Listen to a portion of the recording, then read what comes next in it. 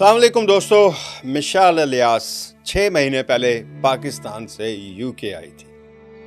कितने ख्वाब होंगे इसके दिल में, कितने ख्वाब सजा कर आई होगी। यूके के क्या क्या इसने प्लान किए होंगे कि हम ये करेंगे वो करेंगे।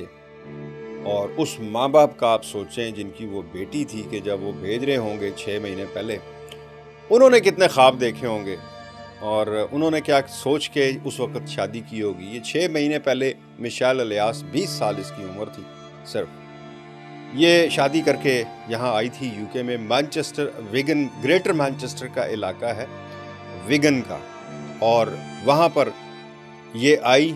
और उसके बाद कुछ ही दिनों बाद, ये मैं आपको 1 साल पहले की बात बता रहा हूँ, चूँकि अभी तो उस मुलज़म को, या अब तो मुजरम कहा जाए, सज़ा हो गई।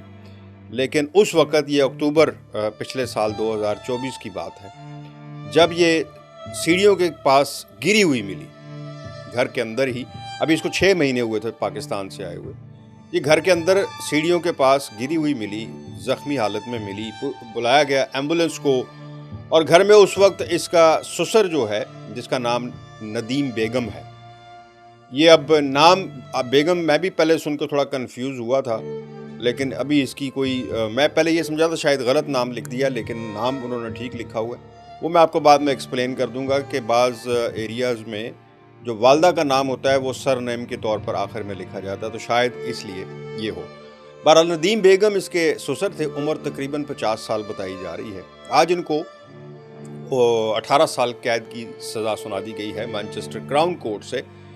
और ये साबित कैसे हुआ, ये पता कैसे चला, क्या हुआ।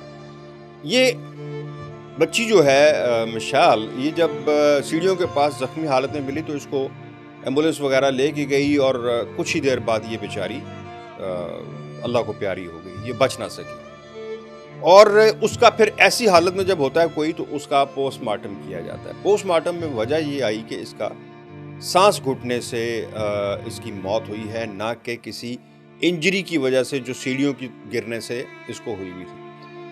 फिर मज़ीद जब उनको ये शक हुआ तो उन्होंने तहकीकात वगैरह की। फिर ये एक एक चीज़ को यहाँ पर अपने ज़ाविये से देखते हैं। फिर इन्होंने उसके नाखूनों के DNA और पता नहीं क्या क्या फिर लिया। फिर उसके जो नाखूनों में जो खून था, उसके कपड़ों पे भी इसका, नदीम का जो ससुर था, उसका खून पाया गया उस बच्ची के, और उसके नाखूनों में इसकी स्किन पाई गई नदीम की।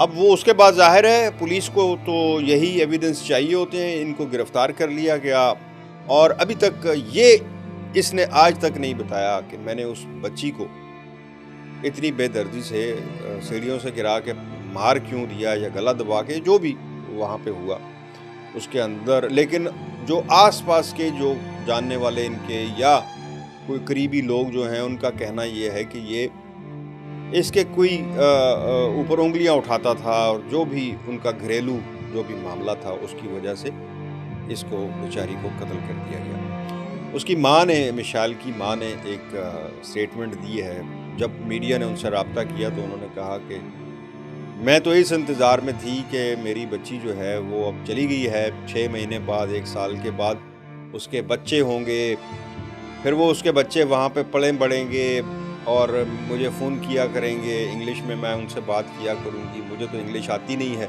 वो जब इंग्लिश बोला करेंगे तो मैं उनकी इंग्लिश सुन सुन कर ही खुश हो जाया करूँगी।